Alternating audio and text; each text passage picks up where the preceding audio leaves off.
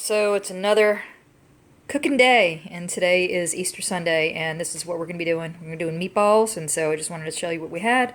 So this is my little prep station right here of my knife. I'm using the chef's knife today, the 9-inch, and these are all the vegetables we're going to put in our meatballs, and I'll go and prep these up. We have garlic, onion, shallot, carrot, green onion,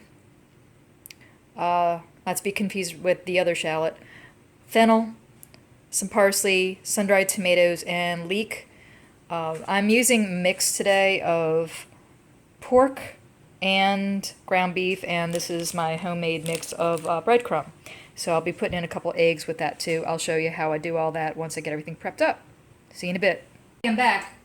Alright, so what we did was all those vegetables that I showed you earlier, we went and I diced them up.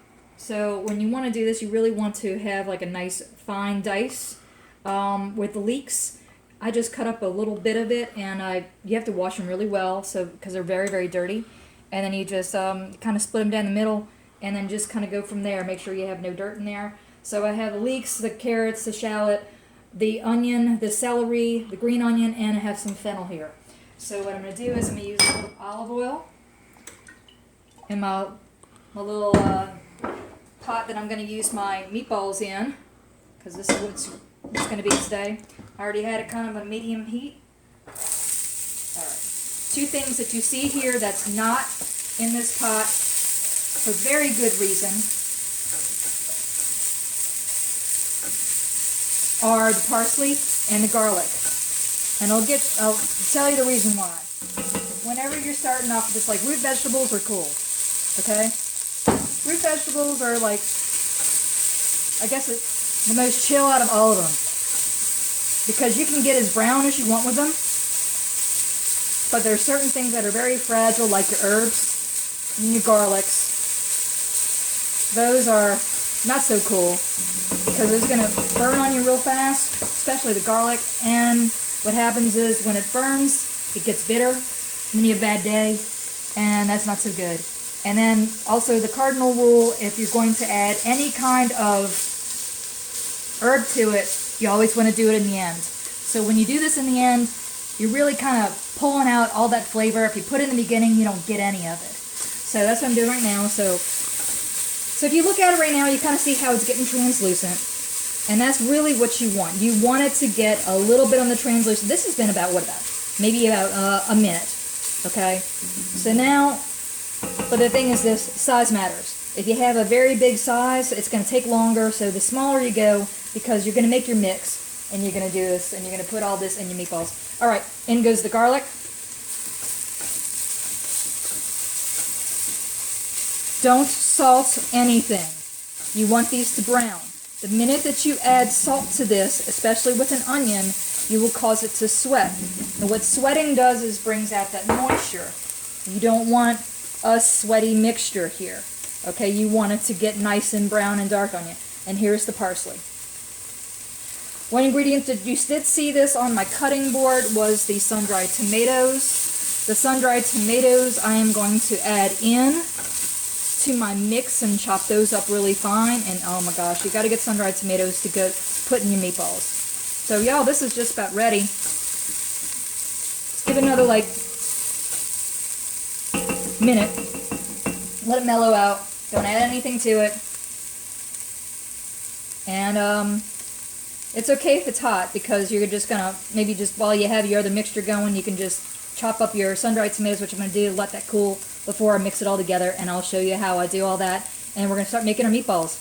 So these are sun-dried tomatoes. I like the ones that don't have the oil in them. You can find those at really any international stores that have them. So the one in the oils are okay. It's just going to be messy to work with. Alright, so what I like to do is just kind of slice them down the middle. You have to keep your fingers out of the way. I have the worst habit in the world doing that. But because this is kind of a slippery deal here, you're just going to have to chop them up the best you can. You definitely want a sharp knife. Oh yeah, sharp knife. So this is... it's sharp enough. I mean, it cut everything, but this is pretty much what you want. You want it to where this you're going to put in your meatballs. Okay, all this is just going to add another layer of flavor to your meat. So I said, now slice them up the middle. Which is right there. Yeah. So that's pork and ground beef. What I did is I used a higher ground beef of a fat content, 73. Whatever that is. 70-30. 73 fat opposed to the lean. So lean's gonna just don't use lean. Don't use that 90-10 stuff. If you use that 90-10 stuff, it's gonna come out like cardboard. Okay, so because you gotta add more fat to it. And I mean, come on, it's Easter Sunday. You're celebrating with family. Hopefully, you, once everybody gets out of jail with this whole quarantine deal that we're in, this will be a great recipe to cook for your family. And y'all, it's just easy. It's just a whole bunch of vegetables to be cut. Really, is the worst part about it. And then you mix it all together. Have fun in the kitchen making the meatballs. And I'll show you in a minute how it. All right, we're back. Okay, we're back. All right, so I have all my stuff here. I got my eggs here, and also this is my mix here, and I'm gonna do something that probably a lot of people don't do. Is you gotta oil your hands a little bit. Okay, that's some herb oil that I have here. Okay, so Garlic thyme. Garlic thyme oil I have. All right, for the very reason that when you start mixing it up, you don't want all that to stick to your hands. Okay. So that's my pork mixture that I have in here, mixed in with my ground beef. All right, this right here is my my mixture that I had before, my vegetable. Sauteed down. The reason why I do it is because I just don't want to have all the crunchy vegetables in it. And if you put the crunchy vegetables in it, it's just gonna. You're going to kind of get a little upset because you're like, you don't really want to have that crunch. Some people are going to be very, very, don't like vegetables to begin with, some of them. So if you have that in there, it's going to be nice and soft. No one's going to yell at you. So it's all good. All right, my sun-dried tomatoes. Has a little salt to it, too. So I got to be careful about how much salt I put in here.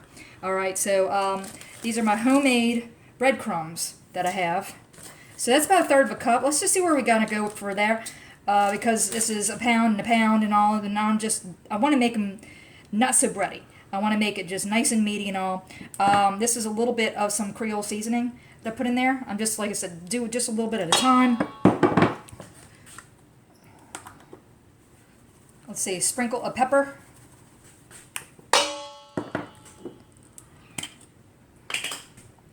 And you know what? I'm going to wipe my hands down just for a smidge. Because I really... That peeve, I gotta go and wash all my spices again because I went and have oily hands. All right. That's Himalayan salt. Himalayan pink salt is what you have. So it actually has more magnesium and more of your minerals in here opposed to the regular sodium chloride that you learn in school. There's 2 of them in there. This one I think has, 36 or something like that of the minerals. All right. Like about 90. Okay, so look what I'm doing right now. Hopefully we have everything underway. This is all the mixture of everything. Now you see how wet it is? You kind of don't want it so wet. So that's why got a little measuring cup here. And I'm going to add just a little bit of my homemade breadcrumbs that I have in here with some, it's got all my Italian seasoning in it and a little bit of Parmesan cheese too. So, as you can see, look, real breadcrumb. Okay, so that's okay. It's going to get nice and soft in there. So let's see where we go from there. Like I said, you don't want it too bready, but you want it not to fall apart on you. So this is a lot of meatballs, folks. This is probably going to feed your family of, gosh, this will feed probably about maybe 8 to 10 people right here. And what I like to do is I like to make them a little bit on the bigger side. And I'm going to fry mine in some bacon grease, and we'll just kind of make them about yay big. I like it soft. The more you mix it, the more it can get tough on you. Looks like about 2 ounces or so. About 2 ounces. And look, these bad boys are going to shrink on you. Okay, so... Yeah, so you don't want to make them a little bigger. No. And so you want them about a little bit in the same size of like a golf ball. I made with that mix about 16 of those meatballs here, and I've already done half the work already. I browned them on both sides, really. You don't have to do them all 4 sides, but just as long as you have them brown on just a couple of sides here, because you kind of want them to hold them together. So this is bacon grease that I used, and I had to stop it for a little while, and talk to family, and everybody's doing well. So kind of interrupted me a little bit, but great distraction. So it's, as I said, we're all away from Easter and all, so this is our big thing, get together and cook. So it's a family tradition. Alright. So when you're making your meatballs and you're browning them, you really don't want to crowd them too much. That's why I could have done a lot more in a pot, but I broke them up to where it's not so crowded where they don't get brown, and then you're disturbing them and breaking them apart and all that other stuff. So this is going to probably take, I have this on maybe about, because I've lost some time here, this will take about a minute to get brown on probably each side, and it's at a high temp. You really kind of like don't want to go with a high temp, because you've got to cook all that. You don't want your oil to get too brown and get burnt, and the whole thing will taste burnt. So go with the first one that I started. Still a little anemic looking, but you can see how it's starting to get a little brown there. The cracking, if it cracks on you, I don't think it's going to matter too much, because we're going to bake these off in the oven.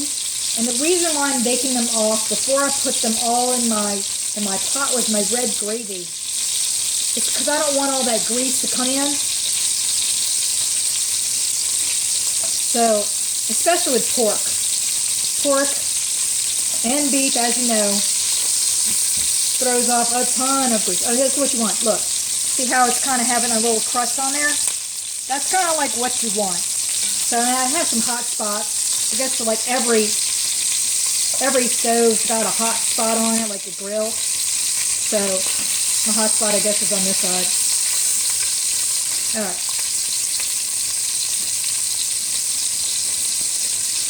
So, okay, I had a question earlier. Why did you not add so much salt to your meatballs? Good question. It's because, well, one, I used a sun-dried tomato, and the sun-dried tomato is going to have a lot of salt in there. It's got a ton of salt in the sun-dried tomatoes. And I was also using the pork mixture is an Italian sausage that I use. So there's going to be already salt in there because it's already a pre-made Italian sausage. So that's why I didn't add a ton of salt. But you really want to season your meatball mix before you go and you put it in your red gravy. Alright. These are done. Turn off my fire. I have my ovens been preheated for 350 degrees. Gas oven, electric will do just fine. Stick these in here, middle rack, 15 minutes.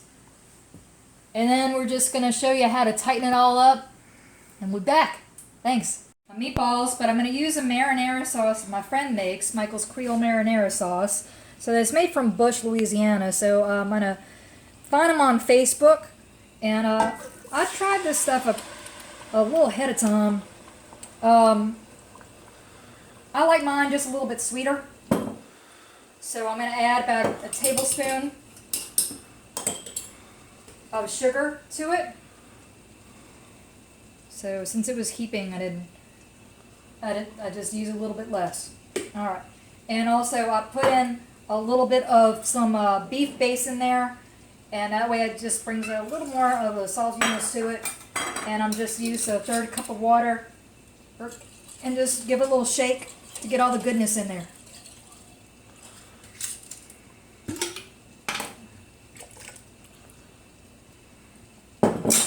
Look at this. Wooden spoon is best, but I have a spatula today. Alright, so I've got this And as it heats up, it's going to get thicker and thicker. All right, take my meatballs out.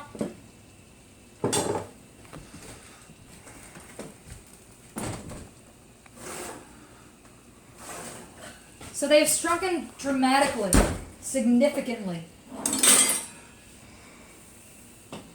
They were probably a third of the size that you had before.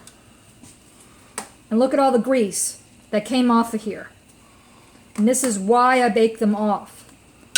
So you don't want to have a greasy mix in your sauce over here.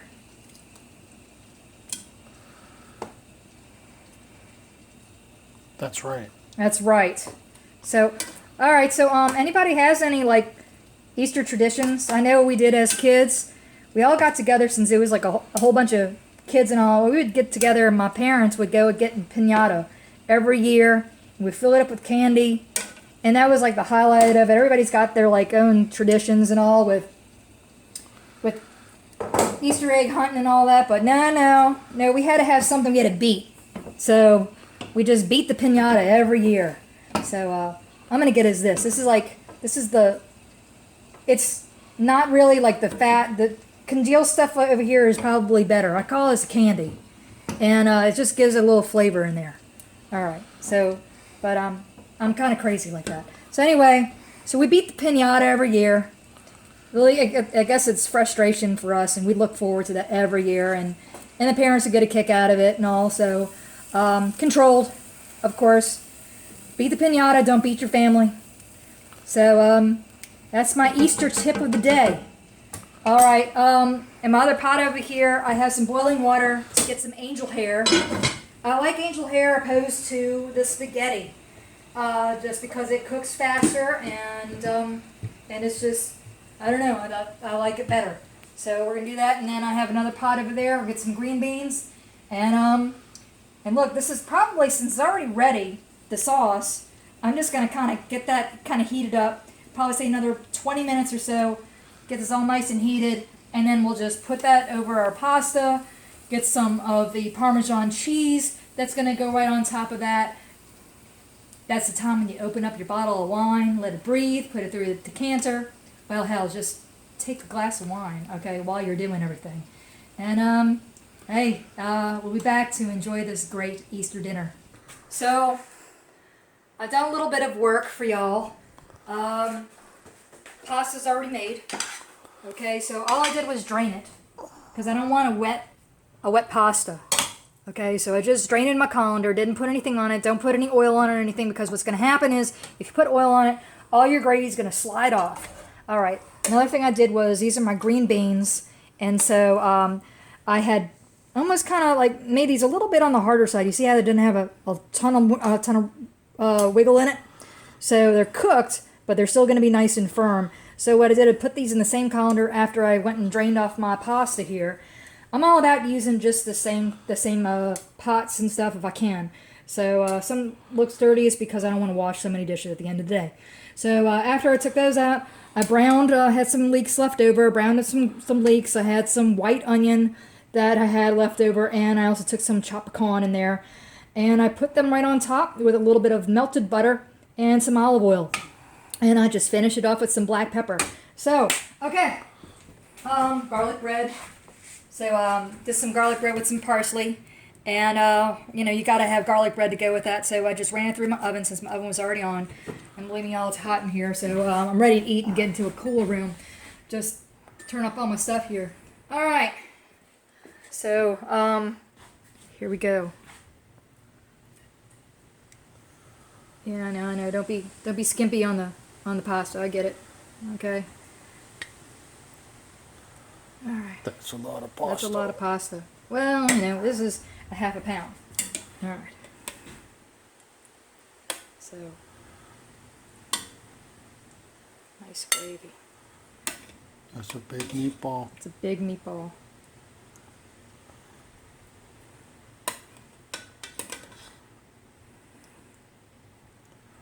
Whose plate is that? I think that's gonna be yours, baby. Oh, shit. It's his.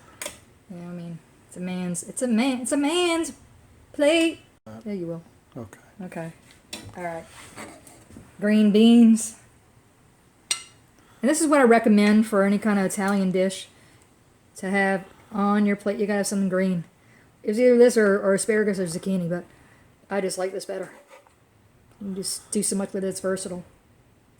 You have the All right. Parm? Parmesan right over here. Instead of putting it on the table, I'm demonstrating for y'all today. Just go ahead and on top of Old Smoky, all covered with Parmesan cheese. Okay. All right. So you like the Pope's nose or you like the end? What's the Pope's The nose? Pope's nose is this. Oh, that's funny. So you want I'll a take flat the- end? I'll take the flat end. The flat end? Okay. All right. Okay. So we're about to go serve this up with some red wine. I already have over there, so I've been getting a little toasty while my bread's been toasting. So y'all have a great Easter. I'm gonna enjoy this. If y'all have any questions, feel free to just leave it down in the bottom. Please subscribe. I'm gonna come up with more great dishes for y'all to try. Easy dishes. All right. Happy Easter. Happy Easter, everyone. Bye. Bye.